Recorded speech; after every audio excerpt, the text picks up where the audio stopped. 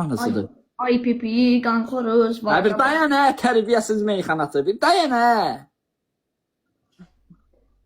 Ulamalı mahnı olsa qabağa gedə bilərik. Ulamalı. Sən saqqızı bu çeynə. Tərbiyə ya, belə meyxanaçı olur hə. Belə Bespantova meyxanaçı görmüsünüz heç. Balali ilə 6 dəfə zəng edib ki, o uşağı Saqqız atıram çıxartmam. soğur, saqqız atıram soğur. Bana Bu sən hədiyyə də atır, dəstək də bu olur. mənə hədiyyə atır yox, bu mənə уже saxlamağa başlayıb. Ay vaqa.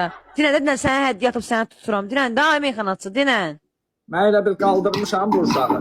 Bu paxtalığı yığır, gəlir mənə də. Atıram, tuturam. Ağamı atıram, tuturam. Allah baqa sənin üçün nə uşaq saxla da.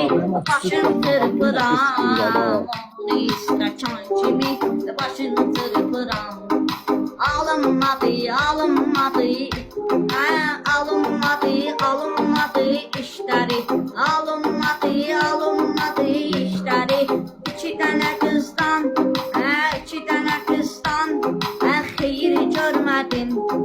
İki dənə qızdan xeyir görmədim.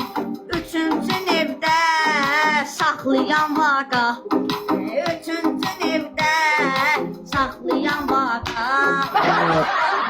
Ay vaqa, ay vaqa, ay vaqa, ay vaqa. Bu ayvaqa deyəndə var ha, mənim baburalarım var ha. Qıc olur. Sənin mənlə deyir o söz. Tönəsiz Ay vaqa, zaten. ay vaqa, ay vaqa. Bir də onu qışqıra qışqıra desə zor olar.